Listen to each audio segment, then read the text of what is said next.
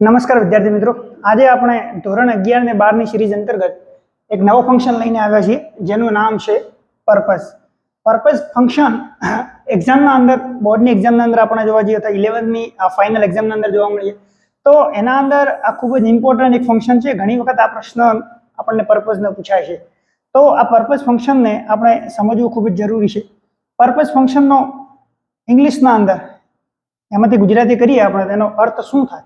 તો કે પર્પઝનો અર્થ થાય હેતુ, કોઈ પણ પ્રકારનો હેતુ દર્શાવો, અથવા તો આપણે આમ કહી શકાય કે ઈરાદો આપણો બતાવવો, અથવા તો આપણે એમ કહી શકાય કે આપણો આશય બતાવવો. આ બધા સમાનાર્થી શબ્દો છે કે પર્પઝનો મતલબ તો હેતુ દર્શાવો. હેતુ દર્શાવવો મતલબ શું?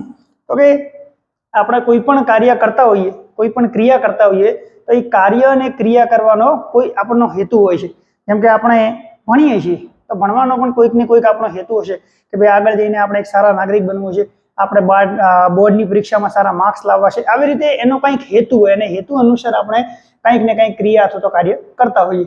તો એ હેતુ જે છે એ જ આપણો અહીંયા પર્પઝ છે. એટલે કે કોઈ પણ ક્રિયા કરવા પાછળનો હેતુ અથવા તો ઈરાદો દર્શાવવા માટે. જો શું મતલબ થાય? કોઈ પણ કાર્ય કરવા પાછળનો હેતુ, આશય, ઈરાદો દર્શાવવા માટે આ ફંક્શનનો ઉપયોગ થાય છે. બરાબર? આટલું સમજણ પડી ગઈ તમને? શોઈંગ એટલે દર્શાવવું. શોઈંગ નો મતલબ શું થાય? દર્શાવવું. એની જગ્યાએ ઘણા બધા શબ્દ આવી શકે, એક્સપ્રેસિંગ શબ્દ આવી શકે. બરાબર? તો આવા શબ્દો જે છે એ દર્શાવવા માટે ઉપયોગ થાય છે. મેઇન આપણો જે ફોકસ છે એ આના ઉપર હોવો જોઈએ. આનો મતલબ આપણે સરસ રીતે સમજી ગયા કે પર્પઝ એટલે શું. હવે ફંક્શનના અંદર આપણે દર વખતે હું તમને કહેતો હોઉં છું એવી રીતે કીવર્ડ્સ. કીવર્ડ્સ દરેકના ખૂબ જ ઇમ્પોર્ટન્ટ છે. કીવર્ડ્સ શું છે? તો કીવર્ડ્સના અંદર મેં તમને પહેલા પણ સમજાવ્યું હતું કે એવા શબ્દો જે આપણને વાક્યના અંદર જોવા મળે તો એ આપણને બતાવે છે કે આ ફંક્શન પર્પઝનું છે. એ દર્શાવવા માટે આ કીવર્ડ્સનો ઉપયોગ થાય છે. તો આ કીવર્ડ્સ કયા છે? તો જો જે પણ વાક્યના અંદર આ શબ્દો આપણને જોવા મળશે તો એ ફંક્શન, એ વાક્ય આ પર્પઝ ફંક્શનનો થવા યોગ્ય છે. કયું કયું છે? તો સૌથી પહેલો શબ્દ આપણે યાદ રાખવાનો છે વિથ અ વ્યૂ ટુ. બરાબર? With a view to. Then second number in order to. Third number in order that. Fourth number so that. To અને ફોર. આટલા શબ્દો આપણે યાદ રાખવાના થશે. એટલે આ શબ્દો આપણા વાક્યના અંદર જોવા મળે તો એ ફંક્શન આપણું કયું થશે? એ ફંક્શન આપણે પર્પઝ હશે. બરાબર? તરત જ ઓળખી જવાનું. કયા કયા છે? With a view to, in order to, in order that, so that, to અને ફોર. આ સો ધેટમાં થોડું યાદ રાખવાનું છે, કારણ કે સો ધેટ બે ફંક્શનમાં આવશે. એક તો આવી રીતે સો ધેટ આપણને વચ્ચે કોઈ પણ શબ્દ લખેલો ના હોય તો એ આપણું પર્પઝનું છે. બરાબર? પરંતુ સો પછી કાંઈક એડજેક્ટિવ કે એડવર્બ કે એવું કોઈ શબ્દ વચ્ચે આપ્યો હોય, પછી ધેટ આપ્યું હોય, તો એ પાછું અલગ બીજું ફંક્શન થશે. એ આપણે નેક્સ્ટ આગળના ફંક્શનમાં જોશું. બરાબર? તો આ ધ્યાન રાખજો, સો ધેટ વચ્ચે કોઈ પણ શબ્દ ના હોવો જોઈએ, એકદમ બ્લેન્ક્સ ના હોવી જોઈએ, બંને ભેગું હોવું જોઈએ તો પર્પઝ છે. સો અને ધેટ વચ્ચે કંઈક શબ્દ અથવા એટલે કે એડજેક્ટિવ કે એડવર્બ હશે તો પછી એ ફંક્શન આખું અલગ થશે. તો આટલા શબ્દોને આપણે યાદ રાખવાના થશે. બરાબર? ફરીથી યાદ કરાવું છું. With a view to, in order to, in order that, so that, to અને ફોર. આટલા શબ્દોને આપણે પર્પઝના કીવર્ડ્સ તરીકે ઓળખીશું. હવે આ શબ્દોની સાથે ક્રિયાપદ આવે છે અને ક્રિયાપદને યાદ રાખવા ખૂબ જ જરૂરી છે. તો કે કયા શબ્દ સાથે કયો ક્રિયાપદ આવશે એ આપણે જોવું રહ્યું. તો જો આપણને વાક્યના અંદર વિથ અ વ્યૂ ટુ અથવા તો વાક્યના અંદર ફોર આ બંને કીવર્ડ જોવા મળે તો એનું ક્રિયાપદ જે છે એ ફરજિયાત આઈએનજી હોવું જોઈએ. એટલે કે આપણે ક્રિયાપદ જો પ્લે આપ્યું હોય તો આપણે અહીંયા પ્લે ના લખી શકીએ. આની સાથે આપણે કયું ક્રિયાપદ લખવું પડે? આઈએનજી વાળો. એટલે કે પ્લેનું આઈએનજી સ્વરૂપ કયું થાય? તો કે પ્લે. પછી ઇન ઓર્ડર ટુ વાક્યમાં આવે અથવા તો ટુ આવે તો એની સાથે ફરજિયાત આપણે ક્રિયાપદ કયું હોવું જોઈએ? V1. V1 એટલે શું? તો કે ક્રિયાપદનું મૂળ રૂપ. આ જે આપણને દેખાય છે એ ક્રિયાપદનું કેવું છે? મૂળ રૂપ છે. તો આના અંદર તમે આઈએનજી લગાવી શકો નહીં. પછી ઇન ઓર્ડર ધેટ અને સો ધેટ. જો આપણને આ ધેટ વાળું જોવા મળે તો પછી એના પછી આપણે ક્રિયાપદ ડાયરેક્ટ નહીં આવે, એના પછી એક વાક્ય આવશે મોડલ વાળું. બરાબર? મોડલ્સ કયા છે? તો કે can, could, will, would, shall, should, may, might, આ બધા મસ્ટ, આ બધા કેવા છે? મોડલ્સ છે. અને એનો ઉપયોગ આપણે કરીશું. સૌથી પહેલા સબ્જેક્ટ, પછી મોડલ્સ. અને મોડલ્સ હોય તો અંગ્રેજીમાં નિયમ છે. જ્યાં પણ આપણને આવા મોડલ જોવા મળે તો દરેક મોડલની સાથે ક્રિયાપદનું મૂળ રૂપ જ આવશે. ભલે એ મોડલ જેમ કે વર્તમાન કાળનો હોય અથવા તો એનું સ્વરૂપ ભૂતકાળનું હોય. ભૂતકાળનું હશે તો પણ એની સાથે ક્રિયાપદ તો કયું જ આવશે? V1. આ અંગ્રેજીનો ફિક્સ્ડ નિયમ છે. તો આ મોડલ્સનો આપણે ઉપયોગ કરીશું. એટલે કે સબ્જેક્ટ આવશે, પછી મોડલ્સ આવશે ને પછી V1 આવશે. તો આટલું યાદ રાખીશું. આઈએનજી સાથે આઈએનજી કોની સાથે આવશે? V1 કોની સાથે આવશે? અને સબ્જેક્ટ, મોડલ્સ અને V1 કોની સાથે આવશે? ચાલો મિત્રો આપણે હવે એને એક એક્ઝામ્પલના સ્વરૂપમાં જોઈએ તો તમને વધારે ખ્યાલ આવશે કે આ કેવી રીતે સરે આપણને આઈએનજી કીધું, કેવી રીતે V1 આવશે એ આપણને કીધું, આ કેવી રીતે મોડલ્સનો ઉપયોગ થશે.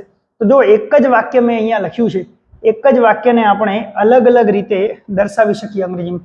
આ બધા જ વાક્યો જેટલા તમને જોવા મળે છે એ અંગ્રેજીમાં અલગ રીતે બતાવેલા છે, પરંતુ એનો ગુજરાતી મતલબ તો સિર્ફ એક જ થાય છે. કેવી રીતે? જેમ કે અહીંયા લખ્યું છે કે Nilesh went to Mumbai. Vent એટલે ગયો, તો નિલેશ ક્યાં ગયો? મુંબઈ. બરાબર, બધામાં એક જ લખેલું છે Nilesh went to Mumbai, Nilesh went to Mumbai, Nilesh went to Mumbai, Nilesh went to Mumbai and Nilesh went to Mumbai. એટલે કે નિલેશ મુંબઈ ગયો. એનો શા માટે મુંબઈ ગયો? એનો જે હેતુ હતો, એનો જે પર્પઝ હતો એ શું હતો?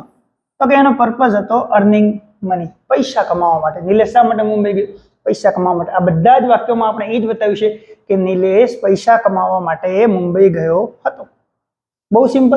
પરંતુ આને ગુજરાતીના એક જ વાક્યને અંગ્રેજીની બ્યુટી જુઓ, સુંદરતા જુઓ કે એને કેટલા અલગ અલગ રીતે બતાવી શકાય. કઈ રીતે? જેવો જ એક શબ્દ બદલાઈ જાય એના અંદર એનું ક્રિયાપદ પણ બદલાઈ જાય. કેવી રીતે?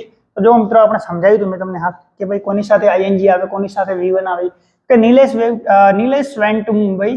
જો આપણે એના અંદર હેતુ માટે શબ્દ વિથ અ વ્યૂ ટુ વાપર્યો, વિથ અ વ્યૂ ટુ વાપર્યો, તો આપણે જોયું હતું કે એનો જે ક્રિયાપદ છે એ કયું આવશે? આઈએનજી. રિયલમાં આપણું ક્રિયાપદ, મૂળ ક્રિયાપદ કયું છે? અર્ન એટલે કમાવું. એને આપણે આઈએનજી ફરજિયાત લગાવવું પડશે. કે Nilesh went to Mumbai with a view two earning money. એટલે પહેલો આપણે સેન્ટેન્સ શીખ્યા કે વિથ અ વ્યૂ ટુ આવે તો શું આવશે? ING. Next sentence, Nilesh went to Mumbai in order two. જો આપણે ઇન ઓર્ડર ટુ નો ઉપયોગ કર્યો વિથ અ વ્યૂ ટુ ની જગ્યાએ, તો પછી ટુ ની સાથે કયું આવશે? મૂળ ક્રિયાપદ. અહીંયા તમે જો અર્ન એ મૂળ ક્રિયાપદ છે, તો ઇન ઓર્ડર ટુ અર્ન. આપણે ઇન ઓર્ડર ટુ અર્નિંગ લખી શકીએ નહીં. નિલેશ વેન્ટ ટુ મુંબઈ, જો આપણે ઇન ઓર્ડર ધેટ નો ઉપયોગ કર્યો, ધેટ આવે તો મેં તમને કીધું કે સબ્જેક્ટ આવશે, મોડલ્સ આવશે ને V1 આવશે. તો જુઓ સબ્જેક્ટ આવી ગયો હી કેમ આવ્યો? તો કારણ કે નિલેશ અહીંયા સબ્જેક્ટના અંદર છે, નિલેશને આપણે શેમાં રાખીએ છીએ? હી. પછી કુડ એ મોડલ છે. કેમ કુડ મૂક્યું? તો કે અહીંયા વેન્ટ એ પાસ્ટ ફોર્મ દર્શાવે છે, ભૂતકાળ દર્શાવે છે. અહીંયા ભૂતકાળ છે તો અહીંયા ક્રિયાપદ પણ જે આપણું મોડલ છે એ કેવું હોવું જોઈએ? ભૂતકાળનો હોવું જોઈએ. અને એની સાથે ક્રિયાપદ ફરજિયાતપણે મોડલ્સ હશે તો કયું હશે? V1. તો આવી રીતે આપણે એ સેન્ટેન્સ બનાવી શકીએ. Nilesh went to Mumbai so that. જો સો ધેટ આવે, ધેટ વાળો હોય તો બંને સેમ પેટર્ન છે. સબ્જેક્ટ પછી કેન કુડ. બરાબર, અહીંયા થોડી મિસ્ટેક છે. કેન કુડ પછી અર્ન એટલે કે V1. તો આવી રીતે આપણે ધેટ વાળું વાક્ય બનાવશું. પછી સમજી લો કે આપણે ટુ આવી ગયું. ટુ આવે તો આપણે પહેલા જ જોયું ઇન ઓર્ડર ટુ અને ટુ બંનેના અંદર શું આવવું જોઈએ? V1. તો જો V1 મૂકેલું છે. પછી Nilesh went to Mumbai for અને વિથ અ વ્યૂ ટુ બંને આવે તો શું આવશે? આઈએનજી. તો આવી રીતે જ્યારે આપણે વાક્યના અંદર પર્પઝના કીવર્ડ્સ ઉપયોગ કરીશું અલગ અલગ, તો એની રીતે એના પાછળનું જે ક્રિયાપદ છે એ પણ બદલાતું રહેશે. આઈ હોપ મિત્રો હવે તમને આ સરસ મજાની રીતે ખ્યાલ આવી ગયો છે કે ક્યારે આઈએનજી લાગશે, ક્યારે V1 લાગશે, બરાબર, અને ક્યારે આપણે મોડલ્સનો ઉપયોગ કરીશું. હવે આપણે એક્ઝામ લક્ષી જે પરીક્ષાના અંદર પ્રશ્નો પૂછાય છે એના અંદર જોશું, જેથી તમને વધારે ખ્યાલ આવે કે કેવી રીતે પ્રશ્ન પૂછાય છે અને આપણે એને કેવી રીતે સોલ્વ કરીશું. તો જો સૌથી પહેલો પ્રશ્ન આપણને વિભાગ એના અંદર પૂછાય છે, સેક્શન A. શું છે? તો કે select the appropriate language function. Select એટલે પસંદ કરો, એપ્રોપ્રિએટ એટલે યોગ્ય function, from the brackets. Brackets એટલે કૌંસમાંથી આપણે પસંદ કરવાનું છે. બ્રેકેટ્સ એટલે કૌંસ. એન્ડ રાઇટ જે મને લખો against the given sentence. Against એટલે ની સામે, અગેન્સ્ટ એટલે ની સામે, સેન્ટેન્સની સામે, વાક્યની સામે આપણે એનો જવાબ લખવાનો છે. બરાબર, એટલે વાક્ય લખવું કમ્પલસરી છે. આવી રીતે તમને ઓપ્શન આપ્યા છે, alternative choice, showing purpose, habitual action in the past. 2 થી 3 વાક્યો આ ફંક્શન આપેલા હશે, આપણે એમાંથી સિલેક્ટ કરી અને નીચે જે વાક્ય છે એને ઓળખી અને પછી આપણે એનું નામ લખવાનું છે. તો વાક્યને કેવી રીતે ઓળખશો? દરેક ફંક્શનના તમે કીવર્ડ્સ યાદ રાખશો તો આરામથી વાક્યને ઓળખી શકશો. જો he worked very hard with a view to, આપણને કીવર્ડ જોવા મળ્યો વિથ અ વ્યૂ ટુ. તરત જ મિત્રો તમને યાદ આવ્યું છે કે વિથ અ વ્યૂ ટુ હોય તો શું આવશે? ING form. તો he worked very hard with a view to winning the first prize. With a view to હોય એની સાથે ક્રિયાપદ આઈએનજી હોય, તરત જ આપણા મગજમાં કયું ફંક્શનનું નામ આવવું જોઈએ? પર્પઝ. એટલે કે આનો જવાબ તરત જ લખી દેવાનો, પર્પઝ. બરાબર, તરત જ મળી જશે. તો કે હી વર્કડ વેરી હાર્ડ, તેને ખૂબ જ મહેનત કરી. શા માટે મહેનત કરી? એનો હેતુ શું હતો? તો કે ફર્સ્ટ પ્રાઇઝ જીતવાનું. This mop is for cleaning the floor. જો ફોર નો ઉપયોગ થાય અને વિથ અ વ્યૂ ટુ નો ઉપયોગ થાય તો પણ એની સાથે કયું આવશે? આઈએનજી. તો બરાબર પરફેક્ટ આપેલું છે. This mop is for cleaning the floor. Floor એટલે નીચેનો જે ભાગ છે, આપણે એ તળિયાનો ભાગને ફ્લોર કહીએ છીએ. તો કે આ જે મોપ છે એ શેના માટે છે? તો કે ફ્લોર સાફ કરવા માટે છે. એનો હેતુ શું છે? Now he turn down the music. Turn down એટલે કે ઓછું કરવું. He turn down the music, music ઓછું કર્યું. સો ધેટ તો કોઈ વચ્ચે શબ્દ ના આવે, એડજેક્ટિવ કે એડવર્બ, તો આપણે પર્પઝ નું થશે. પરંતુ સો ધેટ પછી આપણો જે વાક્ય રચના છે, જેમ કે સો ધેટ પછી સબ્જેક્ટ આવવું જોઈએ, પછી મોડલ્સ આવવું જોઈએ અને પછી V1 જોઈએ. તો યસ સો ધેટ ભાઈ સબ્જેક્ટ આપેલું છે હી, કારણ કે અહીંયા હી છે. દેન વુડ આપણું મોડલ છે. નોટ આપેલું છે, પરંતુ નોટ આપી શકે નેગેટિવ, પરંતુ એની સાથે ક્રિયાપદ આપણે ફરજિયાત કયું આવશે? V1. પરફેક્ટલી આપેલું છે so that he would not disturb the neighbour, એટલે કે એની મ્યુઝિક ટર્ન ડાઉન કર્યું. કયો હેતુથી એને ટર્ન ડાઉન કર્યું? તો કે એના નેબરને, એના પડોશીને એ ડિસ્ટર્બ ના થાય એ હેતુથી. તો આ પણ વાક્ય કયું છે? પર્પઝ. 3 વાક્યો આપણે પર્પઝના જોયા. કયા? With a view to, for, so that આવે તો આપણે શેના અંદર આવશે? પર્પઝના અંદર. નાઉ નેક્સ્ટ સેન્ટેન્સ જોઈએ 4th નંબરનું. તો 4th નંબરનું સેન્ટેન્સ આપણને શું કહે છે? તો કે Dhruvil is looking for a part time job in order two. ફરીથી આપણને કીવર્ડ આવે in order to. In order two આવે તો ક્રિયાપદ કયું આવશે? V1. તો કે Dhruvil is looking for a part time job. Dhruvil part time job માટે લુક એટલે કે જોઈ રહ્યો હતો. શા માટે? એનો શું હેતુ હતો? તો in order to save some pocket money. એને થોડી પોકેટ મનીની જરૂર હતી, એની બચત કરવા માટે એ જોઈ રહ્યો હતો. આપણો મેઇન ઉદ્દેશ્ય કયો છે? તો કે ઇન ઓર્ડર ટુ આવ્યું. કીવર્ડ્સ કોનો છે? પર્પઝનો. એની સાથે ક્રિયાપદ કયું છે? V1. આ બધા જ વાક્યો આપણે પર્પઝના મૂક્યા છે. અલગ અલગ અહીંયા ફંક્શન આપશે, અહીંયા આપણે શીખવા માટે પર્પઝના મૂક્યા છે. તો આવી રીતે તમને ઓળખવામાં સરળતા રહેશે જો તમે કીવર્ડ્સ યાદ કરી નાખશો તો. ઓકે, એક તો આ રીતે પૂછાય છે. બીજો એક સેક્શન એનો પ્રશ્ન છે, આપણે એ પણ જોઈ લઈએ. એ પણ કેવી રીતે પૂછાય છે? તો કે select the most appropriate response. Select કરવાનો છે, પસંદ કરવાનો છે. રિસ્પોન્સ એટલે પ્રત્યુત્તર. અહીંયા બે વ્યક્તિ વચ્ચે સંવાદ હશે. એક વ્યક્તિ પ્રશ્ન પૂછશે અથવા તો કંઈક વાત કહેશે, બીજો વ્યક્તિ એનો જવાબ આપશે, પરંતુ એ જવાબ જે આપશે એ કોઈ ફંક્શનના અંદર આપશે.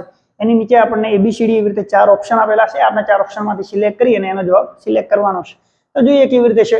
ટીચર એન્ડ સ્ટુડન્ટ વચ્ચે અહીંયા વાતચીત છે. Why did she leave the meeting early yesterday? તેને આ મીટિંગ છે એ અર્લી એટલે જલ્દીથી શા માટે છોડીને જતી રહી? યસ્ટરડે ગઈકાલે. તો સ્ટુડન્ટ શું કહે છે? એનો આપણે જવાબ આપવાનો છે પર્પઝમાં. જ્યારે પણ આપણા પર્પઝ અહીંયા દેખાય એટલે ફટાફટ આપણા કીવર્ડ્સ યાદ હોવા જોઈએ. કયા? With a view to, in order to, in order that, so that, to અને ફોર. આટલા કીવર્ડ્સ દેખાય એટલે તરત જ આપણો જવાબ લખી નાખવાનો.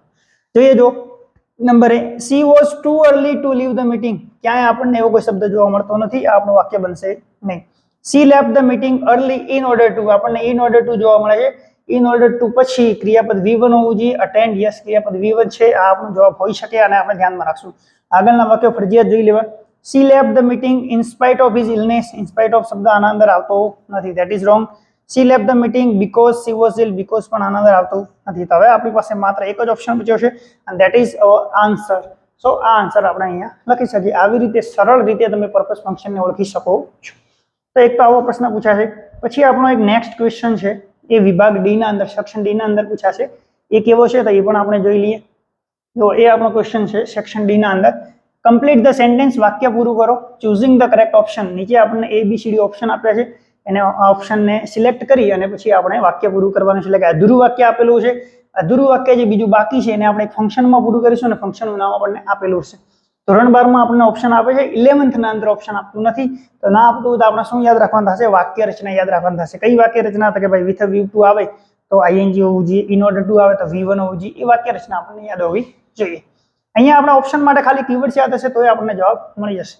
ભરત જોઈન ધ ઇન્ડિયન આર્મી. ભરતે ઇન્ડિયન આર્મી જોઈન કરી. હવે એનો હેતુ શું હતો? કારણ કે પર્પઝ છે એટલે એનો હેતુ હશે. શું હેતુ હતો એ આપણે અહીંયા ફંક્શનમાં જોવાનો છે. તો જોઈએ જો with a view two, yes with a view two આપણા પર્પઝના કીવર્ડ્સમાં છે. વિથ અ વ્યૂ ટુ પછી ING હોવું જોઈએ તો એ પણ છે. તો with a view to serving is મધરલેન્ડ. આ આપણે પરફેક્ટ વાક્ય રચના છે, પરંતુ આગળના વાક્યોને આપણે જોઈ દઈશું. સૌથી પહેલા વિથ અ વ્યૂ ટુ સર્વ. જો વિથ અ વ્યૂ ટુ છે એના પછી ING હોવું જોઈએ. અહીંયા સર્વ છે, ING નથી, તો આ આપણું વાક્ય હોઈ શકે નહીં. નેક્સ્ટ છે in order two. Yes in order two પણ પર્પઝના કીવર્ડ્સમાં છે, પરંતુ ઇન ઓર્ડર ટુ પછી આપણું હંમેશા મૂળ ક્રિયાપદ હોવું જોઈએ. અહીંયા ING ક્રિયાપદ આપ્યું છે, that is wrong answer. And next one is in order that. In order that હોય તો સબ્જેક્ટ, મોડલ્સ અને V1 હોવું જોઈએ. ઇન ઓર્ડર ધેટ પછી સર્વ. સર્વ એ સબ્જેક્ટ નથી, ક્રિયાપદ છે, એટલે અહીંયા સબ્જેક્ટ હોવું જોઈએ. તો that is also wrong. So we have only one option. એ એક જ ઓપ્શન બચ્યો છે અને એ આપણો સાચો જવાબ છે. તો આવી રીતે જરૂરી નથી એક જ આપણને કીવર્ડ્સમાં, ચારે ચારમાં જો કીવર્ડ્સ આપ્યા છે તો પછી આપણે એનું આગળનું સેન્ટેન્સ વાક્ય રચના યાદ કરવાની થશે. વાક્ય રચના તમે યાદ કરી નાખો, એકદમ સરળ રીતે તમે જવાબ આપી શકો. Bharat join the Indian army with view to serving is motherland. Motherland એટલે શું? તો કે આપણી માતૃભૂમિ. આપણી માતૃભૂમિને એને સર્વ કરવા માટે, સેવા કરવા માટે એના હેતુથી એ ઇન્ડિયન આર્મીમાં જોડાયો હતો. તો મિત્રો ખૂબ જ સરળ છે. ફરીથી આપણે એક વખત રિવિઝન કરી લઈએ. Purpose with a view to, in order that, so that, to અને for. With a view to અને ફોર આવે તો ક્રિયાપદનું ING રૂપ, ઇન ઓર્ડર ટુ અને ટુ આવે તો ક્રિયાપદનું મૂળ રૂપ, ઇન ઓર્ડર ધેટ ને સો ધેટ આવે તો સબ્જેક્ટ લાગશે, પછી મોડલ્સ લાગશે, પછી આપણે ક્રિયાપદનું મૂળરૂપ વિવરણ. તો આવી રીતે આપણે આને સમજીશું. તો પર્પસ ફંક્શન હવે આવશે તો મને વિશ્વાસ છે કે તમારો એક પણ પ્રશ્ન ખોટો પડશે નહીં. આઈ હોપ મિત્રો તમને ખ્યાલ આવી ગયો છે. નેક્સ્ટ વિડીયોમાં ફરીથી મળીશું. ત્યાં સુધી ધન્યવાદ.